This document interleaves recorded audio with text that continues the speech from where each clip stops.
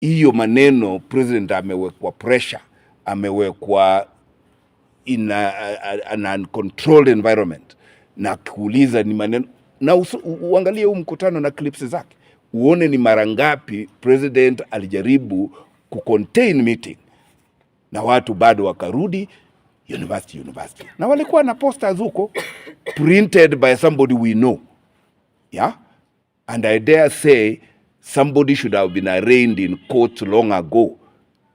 And I want to take serious exception with the DCI and the National Security Intelligence. You should have informed the president that he is going to face a situation like that. This is a total failure on our intelligence system. And the DCI, who have not taken action on the fraud involving 100 million shillings about that site associated with Eldoret University.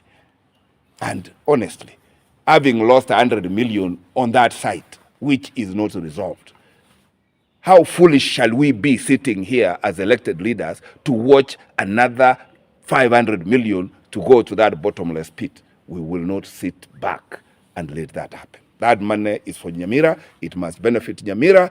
Huko hakuendeki, hakutaendeka, and I dare say I will mobilize Nyamira people to occupy that place should any decision be taken to put anything associated with the university there. Hakuna uamuzi kwa sasa juu ya mahali university ya Nyamira itawekwa. Yale yalipo ni maneno watu wanajiwekea kuwa president alisema ati university kuwe mahali fulani. President hakusema hivyo. Nilikuwa kwa mkutano huo kwenye president alishurutishwa, alisumbuliwa, alipigiwa makelele, mkutano wake ulikuwa hatarini, na ndiye akauliza mara 5 juu ya hiyo tata kuhusu university, na akawaambia kwa sababu mbunge wa eneo hilo alikuwa anadai walikuwa wamezungumza mazungumzo ya siri mahali na yameanikwa, ati kama ni hivyo ni hivyo. President kulingana na katiba ya nchi na sheria za nchi, kazi yake sio kupeana university. Kazi ya kupeana university ni kazi ya commission ya university nchini. Na hiyo commission, tulipoanza safari ya president, hiyo commission haikuwa imetembelea hata sehemu zile universities zinaenda, haijatengeneza recommendation na decision yao. Na mtu yeyote anayedai kuwa uamuzi umefanywa juu ya university na yeyote ambaye sio commission, hiyo si halali, hiyo ni kinyume cha sheria, na hiyo haitafaulu. Na ndio tu nasaidia ya wale ambao wanaleta excitement isiyo kuwa na miguu eti kuwa uamuzi umefanywa university ya Nyamira iwekwe mahali hapa ama pale. Na ndio nilisema rais wa Kenya ama uraisi wa Kenya ni kitu cha muhimu sana kinachostahili kuheshimiwa. Na yaliyotendeka huko Kiabonyoru ni upotofu wa nidhamu na kukosa heshima kwa afisi ya rais. Rais alikuja kufanya huko Kiabonyoru jambo moja tu, kuanzisha miradi ya mashule yanayojengwa na ufadhili wa Kuwait. Na alizindua. Kama angelikuwa anakuja kuweka university pale, angeizindua. Na rais wangu ni rais mwenye PhD, anajua vile universities zinatengenezwa. Na ni mwanasiasa shupavu. Na akipata idlers wakianza kuleta mzaha katika mkutano, kuleta agenda ambayo haikuwa katika hiyo mkutano, ilimbidi aokoe mkutano, amalize na aende. Na ni aibu kuwa katika huo mkutano viongozi wa Nyamira hawakupata nafasi ya kueleza mahitaji ya watu wa Nyamira.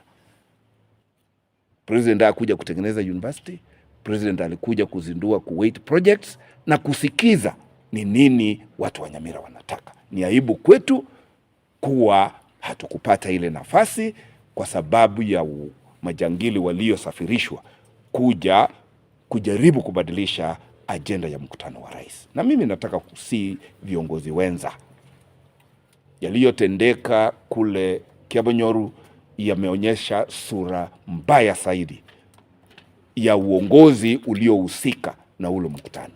Sitataka kamwe kuhusishwa na mikutano kama zile.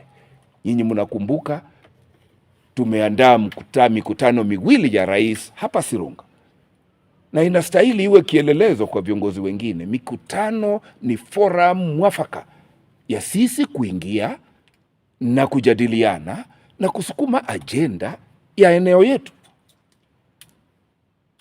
Mwenye alitutendea yale kule Kiabonyoru, naomba Mungu amsamehe, lakini watu wa North Mugirango, mimi nawaomba, hata gavana mzaliwa wa North Mugirango hamtaki atengeneze ajenda ya watu wa Nyamira katika constituency yake. Hamtaki rais azungumzie watu wa Nyamira na tupee fursa tumueleze mahitaji ya watu wa Nyamira.